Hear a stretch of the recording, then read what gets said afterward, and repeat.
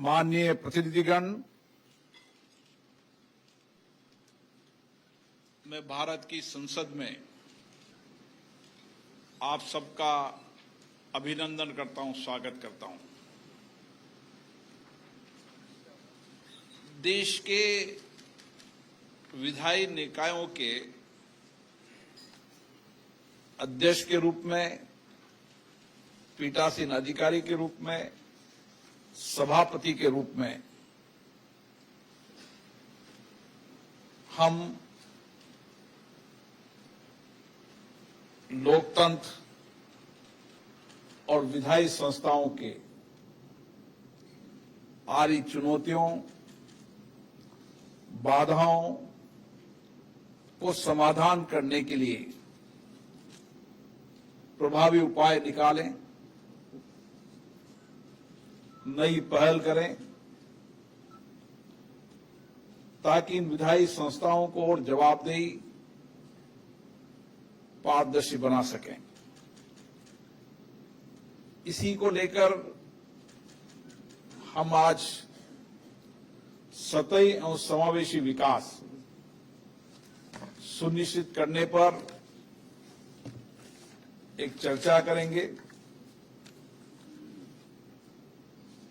मैं सभी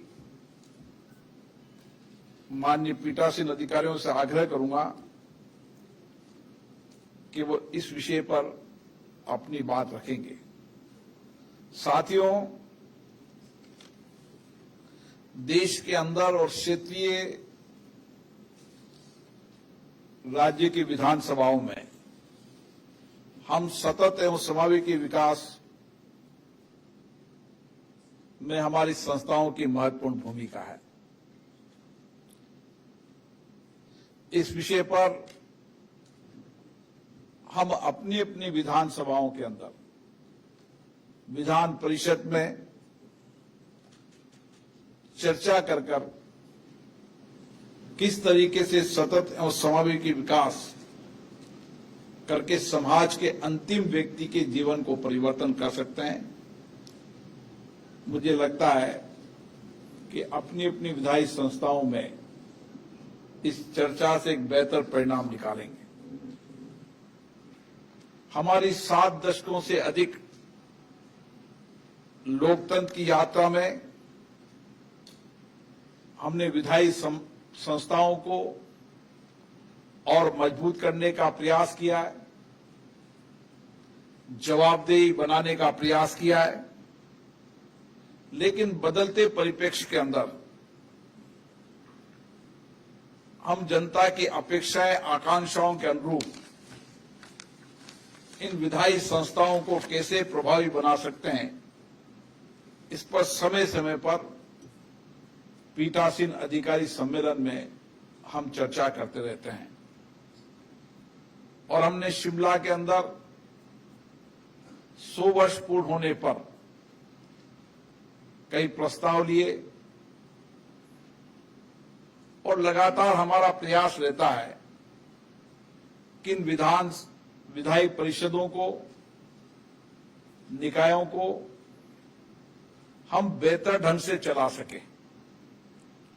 उनकी बाधाओं और चुनौतियों पर समय समय पर चर्चा, संवाद से हम समाधान का प्रयास करते हैं। लेकिन बदलते परिप्रेक्ष्य के अंदर जब टेक्नोलॉजी, तकनीकी और संचार के साधन हमारे दैनिक जीवन के अंग बन चुके हैं, तो लोकतंत्र के प्रति और विधायी संस्थाओं के प्रति लोगों की अपेक्षाएं, आकांक्षाएं और बड़ी हैं। और इसीलिए हमें बदलते परिप्रेक्ष्य में हमारी विधायी निकायों को भी और सशक्त और मजबूत बनाना होगा। पिछले वर्ष भारत की अध्यक्षता में P20 सम्मेलन के अध्यक्षों की और आमंत्रित अध्यक्षों की एक सम्मेलन भारत में हुआ था और उस समय हमारा विषय था एक पृथ्वी, एक परिवार, एक भविष्य के लिए संसदे। वसुदेव कुटुंबकम संस्कृति और संस्कार भारत की है और इसी तरीके से देश के अंदर भी हमारी सभी विधायी निकाय भी इसी परिप्रेक्ष्य में वसुदेव कुटुंबकम की संस्कृति से सब मिलकर आने वाली चुनौतियां और भविष्य की चुनौतियों को समाधान के लिए हम समय समय पर चर्चा करते रहते हैं। साथियों, लोकतांत्रिक संस्थाएं संविधान की भावनाओं के अनुरूप संघीय ढांचे के अंदर अपनी स्वायत्तता रखते हुए कई विषयों पर अपने अपने राज्यों की ज्वलन समस्याओं पर भी चर्चा करती रहती है और देश की महत्वपूर्ण समस्याओं पर भी समय समय पर चर्चा करती रहती है। और हमारा प्रयास रहता है कि सभी संस्थाओं के प्रयासों से हम सर्वे भवन्तु सुखिनः, सबको सुखी रखें, सबका कल्याण हो और इसके लिए हम संविधान की भावनाओं के अनुरूप एक समतामूलक न्याय आधारित व्यवस्था के तहत हम संस्थाओं का संचालन करते हैं। मुझे खुशी है कि बदलते परिप्रेक्ष्य के अंदर हमारी विधायी संस्थाओं ने टेक्नोलॉजी का प्रयोग भी किया है और टेक्नोलॉजी के साथ साथ कई नवाचार भी किए हैं जिससे इन संस्थाओं को जन आकांक्षाओं को और अपेक्षाओं को पूरा कर सके। हमारी संस्थाएं जवाबदेही के साथ साथ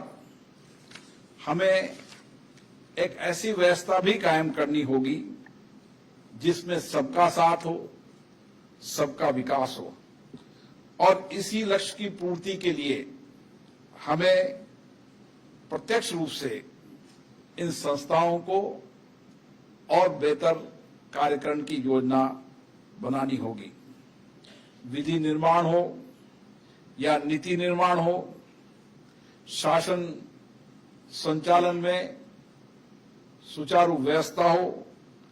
वित्तीय नियंत्रण हो, विधायिका लोकतंत्र की आधारशिला है और वह समय समय पर शासन की जवाबदेही और पारदर्शिता के लिए हमेशा प्रयास भी करती है। इसीलिए हमारा प्रयास ये भी होना चाहिए कि हम राज्य की विधायी परिषद सबसे सर्वोच्च संस्था होती है और उस नाते अपने अपने राज्यों के अंदर जितनी भी चुनी लोकतांत्रिक संस्थाएं हैं, चाहे पंचायत हो, चाहे नगर पालिका हो, नगर निगम हो, डेमोक्रेसी की जितनी भी संस्थाएं हैं, उन संस्थाओं के अंदर भी अच्छी चर्चा हो, संवाद हो, वह संस्था जवाबदेही से काम करे, पारदर्शिता से काम करे, जनता की अपेक्षा आकांक्षाओं के अनुरूप काम करे। इसके लिए भी समय समय पर हमें महत्वपूर्ण भूमिका निभानी होगी। इसलिए एक तरफ हम हमारी संस्थाओं के अंदर नीतियों बनाने का काम करते हैं, कानून बनाने का काम करते हैं और उसके साथ साथ ही अपने अपने राज्यों के अंदर लोगों की लोकतंत्र में सक्रिय भागीदारी हो, युवाओं में, विद्यार्थियों में, हर क्षेत्र के लोगों में लोकतंत्र के प्रति सक्रिय भागीदारी हो और सक्रिय भागीदारी के साथ साथ वह लोकतंत्र में अपनी हिस्सेदारी भी निभाए। और इसीलिए जब हम विधान बनाते हैं तब प्रयास करते हैं कि जनता का इनपुट भी मिले और माननीय सदस्यों से भी ये प्रयास करते हैं कि वो जनता के इनपुट को विधानसभा में रखें। मुझे आशा है कि हम सब मिलकर इन विधायी संस्थाओं को एक नई दृष्टि देंगे, नया दृष्टिकोण देंगे और सामूहिकता से जो हम चर्चा करेंगे उसमें किस तरीके से सतत विकास, समावेशी विकास करते हुए हम अधिकतम विकास से वंचित लोगों को विकास के मुख्य धारा में ला सकें, नीतियों से वंचित लोगों को हम नीतियों कार्यक्रम के माध्यम से उनको समकक्ष ला सकें, बेहतर ढंग से ला सकें। इसलिए ये 2 दिन का विचार विमर्श हमें अपने लक्ष्यों और उद्देश्यों की प्राप्ति के लिए हमारी चर्चा होगी और हमारी सबकी जिम्मेदारी होगी कि हम नए सामर्थ्य से, नए विजन से, नए टेक्नोलॉजी का प्रयोग करते हुए समाज के अंतिम व्यक्ति की भागीदारी सुनिश्चित कर सकें, विकास में सुनिश्चित कर सकें, सामाजिक दायित्व में निर्भर कर सकें। मुझे आशा है हमारी विधायी संस्थाएं जनता की अपेक्षाएं, आकांक्षाएं के अनुरूप काम करते हुए सतत और समावेशी विकास के लक्ष्यों को प्राप्त करने में लाभदायक होगी। मैं पुनः आपका संसद परिसर में स्वागत करता हूं, अभिनंदन करता हूं। आज की चर्चा लगभग 3 घंटे आज की चर्चा होगी। शाम को 5 बजे तक ये चर्चा चलेगी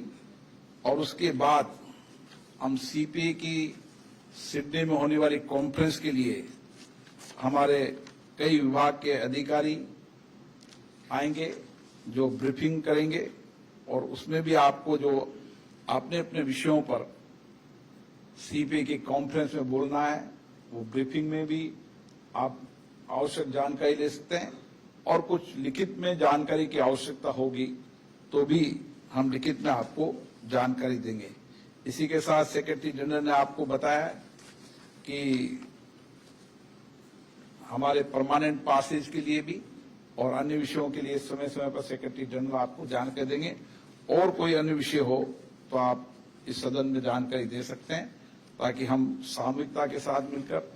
और जो हमारे लक्ष्य हैं कि लोकतांत्रिक संस्थाओं को मजबूत, जवाबदेही, पारदर्शी और जनता की अपेक्षाओं, आकांक्षाओं के अनुरूप इन संस्थाओं को कैसे मजबूत कर सकते हैं, आप अपने अपने विचार रखेंगे। धन्यवाद।